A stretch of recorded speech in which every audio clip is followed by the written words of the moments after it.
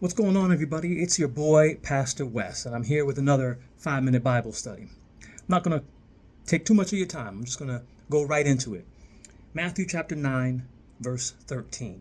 I'm just going to read one verse, okay? Check it out. This is Jesus talking.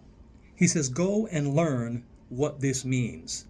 I desire mercy, not sacrifice, for I have not come to call the righteous, but sinners."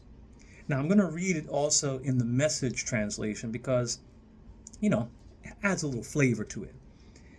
He says, "Go figure out what this scripture means. I am after mercy, not religion.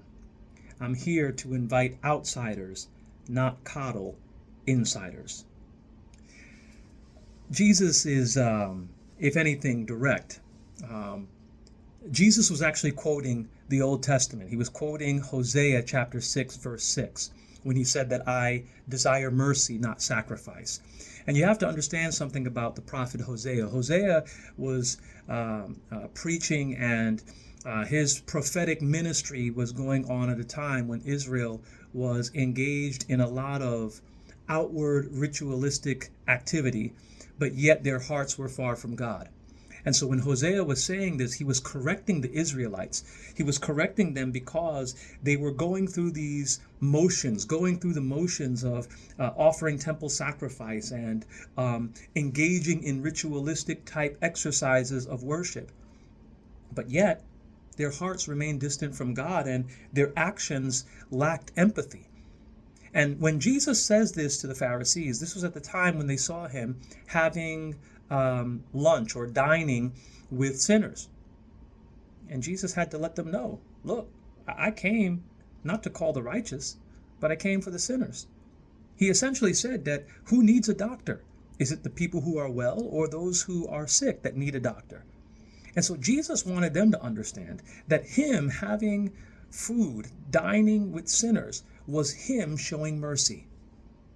It was him demonstrating the very thing that Hosea was trying to get the Israelites to understand all those many years back, is that God is less interested in our ritualistic and routine traditions.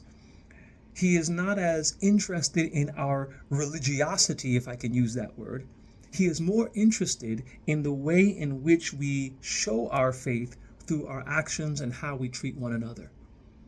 It suggests that the important idea of our faith is not only just our actions, but our motives.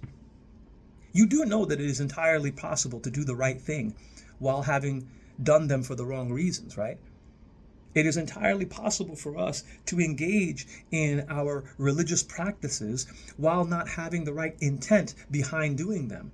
There are plenty of examples of people who will do the right thing, but often for the wrong reasons. It means that the intent is not properly aligned with the will of God. It suggests that it is possible to get caught into the trap of assuming that our adherence to some ritualistic practice or process or protocol is going to help us get into heaven, when in reality what God is trying to see from us is whether or not we can extend mercy to other people. And so empathy actually becomes a barometer for God evaluating whether or not you are truly close to him. And I don't know. I think all of this ceremony, pomp and circumstance, all the things that we try to do to try to show people that we're religious, show people that we're spiritual, or show people that we follow the Christian faith, maybe all Jesus is saying that you don't have to do all of that. Maybe if you just treat other people right.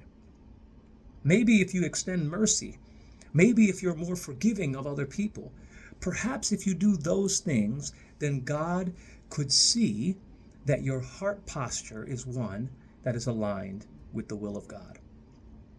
So I hope that this text in Matthew chapter 9, verse 13 helps you. Jesus said it. He said, "Go and learn what this means. I desire mercy, not sacrifice." Or in the Message translation, "I am after mercy and not religion." Those things tell us that it's the way we treat people that is really what God is after. Because God is, if nothing else, a relational God. You guys take care. Be blessed.